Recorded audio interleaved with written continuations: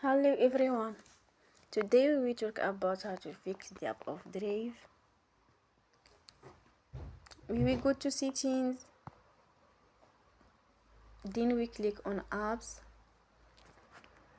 After that you will search the app Drive and we click. They will on for stop.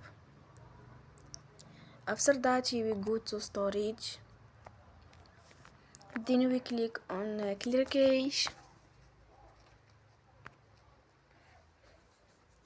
In the end, you will turn your Wi-Fi and you will turn again.